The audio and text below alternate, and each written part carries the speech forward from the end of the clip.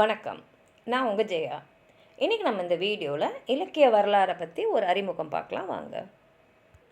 தமிழில் நிறைய இலக்கிய நூல்கள் இருந்தாலும் சரியான பராமரிப்பு இல்லாததுனால பெரும்பாலான இலக்கிய நூல்கள் கரையானால் அரிக்கப்பட்டது, நெருப்பால் எரிக்கப்பட்டது, வெள்ளத்தால் அடித்து செல்லப்பட்டது. மிச்சம் மீந்து எஞ்சி இருந்த நூல்களை தான் நம்மக்கிட்ட கிடைச்ச பழமையான இலக்கியங்களாக இருக்குது. அதில் பழமையான இலக்கியங்களை நம்ம சங்க இலக்கியங்கள் அப்படின்னு சொல்கிறோம். அதில் முக்கியமானது என்னன்னு பார்த்திங்கன்னா 8 தொகை 10 பாட்டுன்னு நம்ம 2 வகையாக பிரிச்சுருக்கோம்.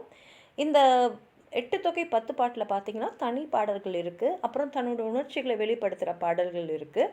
அது மாத்திரம் இல்லாமல் மனிதர்களுடைய வாழ்க்கையை சீர்படுத்துறதுக்கு நம்ம எப்படி வாழ்ந்தால் நல்லா இருக்கும் அப்படின்னு அறம் கூறும் இலக்கியங்களும் இருக்குது. இது எல்லாத்தையும் 14 கீழ்கணக்கு நூல்கள் அப்படின்ற பேரில் இவங்க தொகுத்துருக்காங்க. அது மாத்திரம் இல்லாமல் நிறைய கதைகள், அதுக்கப்புறம் காப்பியங்களும் நமக்கு கிடச்சிருக்கு. எல்லாருக்குமே முக்தி அடையணுன்ற ஆசை இருக்கும். அதற்காக உதவி செய்யக்கூடிய பக்தி இலக்கியங்களும் அந்த காலத்தில் நிறையா இருக்குது.